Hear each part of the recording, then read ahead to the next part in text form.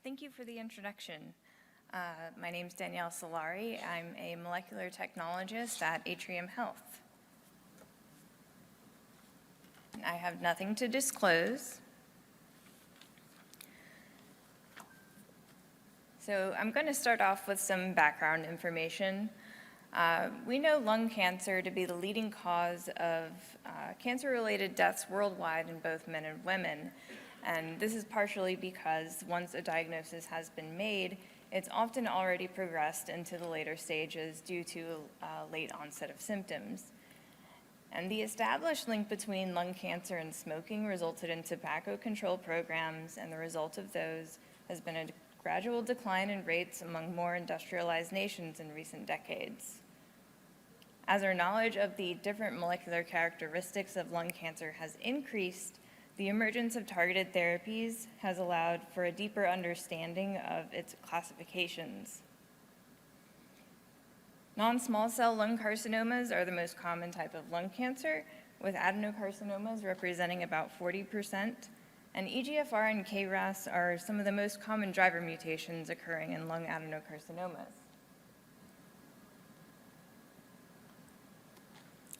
So a little background on driver mutations. Both EGFR and KRAS are two of the many occurring driver mutations that appear in non-small cell lung carcinoma. Driver mutations allow cells to undergo substantial increase in cell proliferation and tumor growth, and some play a role in tumor initiation. They aren't necessarily required for tumor maintenance, but they'll be present at some point during their development. On the other hand, passenger mutations are those that aren't involved in tumor growth or initiation. But with the growth of next-generation sequencing comes the increasing ability to identify mutations as drivers and passengers. And tumors can typically contain about 40 to 100 gene coding alterations, with only 5 to 15 of those being driver mutations, leaving passenger mutations as a majority. Using driver mutations as biomarkers has been helpful in predicting the efficacy of targeted therapies, and many occur along the RAS Signaling Pathway.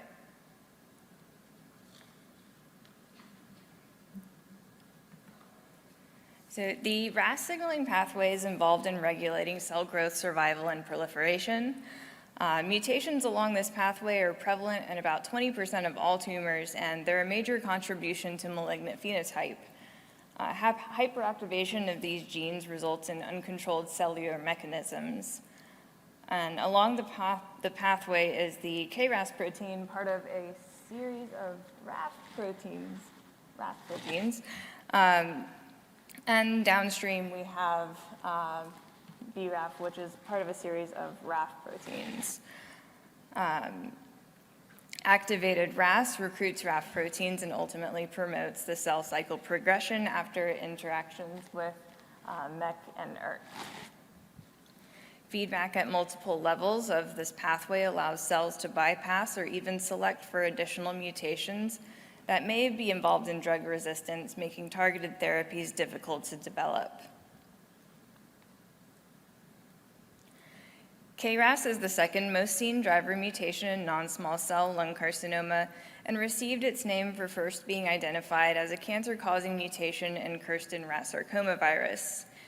It functions as an information hub involving cellular signals that lead to growth in the RAS pathway, and the mutated form, most frequently associated with current or former smokers, is constantly in its activated state. In general, its prognosis is worse than the more common EGFR mutations that are associated with non-smokers. And due to the nature of its topography, KRAS has been deemed an undruggable target by most. Surgery, radiation, chemotherapy, immunotherapy, or a combination is usually given based on the stage of cancer, but more recently, in 2021, a targeted therapy, sotorasib, which is a small molecular inhibitor, has been FDA approved for KRAS G12C and will hopefully pave the way to the discovery of new drugs for other commonly seen KRAS mutations.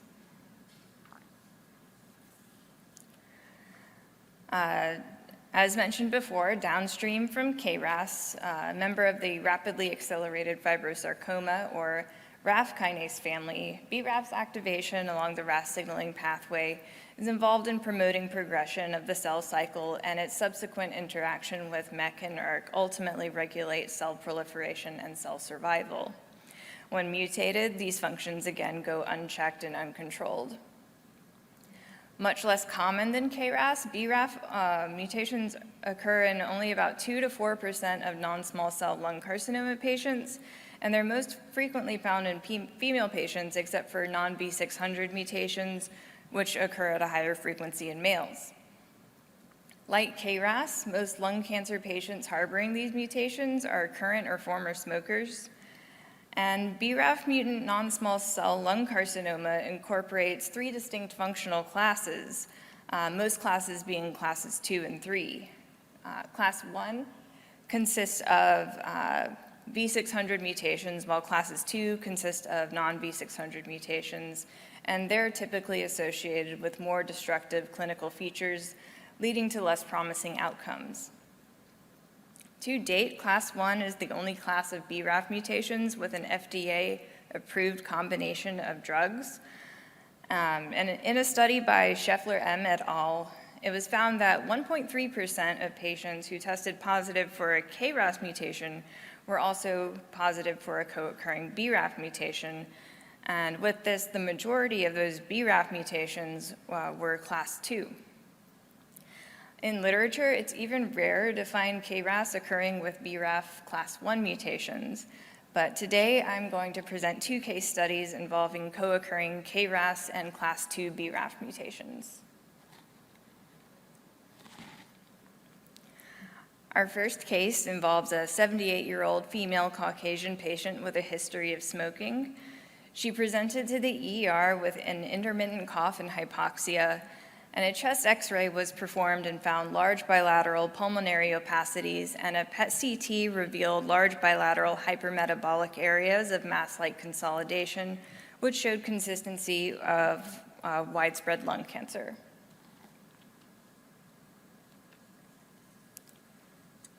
So moving on to the pathology findings, a CT-guided left lung mass core biopsy demonstrated the adenocarcinoma with acinar and micropapillary patterns, strong TTF1 positivity and positive PDL1 expression.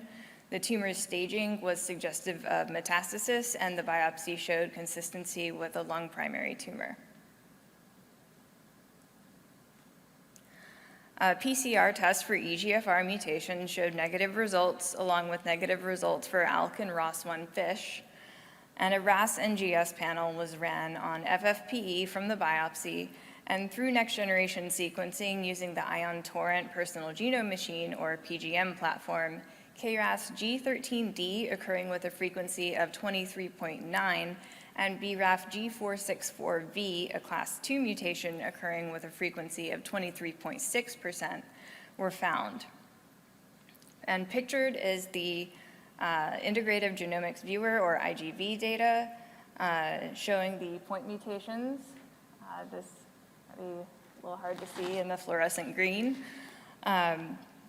The saturated color of the bases indicates the high confidence in the read.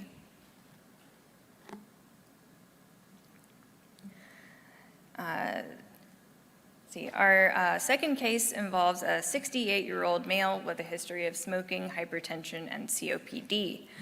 He presented with shortness of breath and peripheral edema. CT imaging showed a large left lung mass and left adrenal mass suspicious for metastasis. And subsequently, a brain MRI showed a parieto-occipital mass surrounded by edema that was suspicious for solitary metastasis.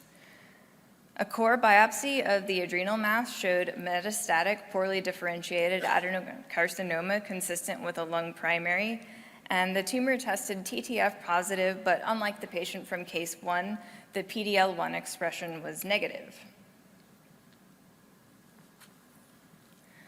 And again, like case 1, an EGFR test was performed and found to be negative, along with negative results for ALK and ROS1 FISH. A RAS NGS panel was again ordered on FFPE and next-generation sequencing using the Ion Torrent PGM platform. KRAS G13D was found again, occurring with a frequency of 35.2%, and BRAF 469V, also a class 2 mutation, was found, occurring with a frequency of 19.4%. And pictured again is the IGV data. As for the patient from case 1, she started her first cycle of chemotherapy plus immunotherapy for broad-range PD-L1. Unfortunately, her cancer progressed rapidly and the patient was deceased 2.5 months after their initial diagnosis. For case 2, stereotactic radiosurgery was performed on the brain metastasis, and systemic therapy is currently ongoing and will consist of 4 cycles of the same combination treatment as case 1. The patient for case 2 is still living 4 months past the initial diagnosis, but no further imaging has been done at this time to check for further progress.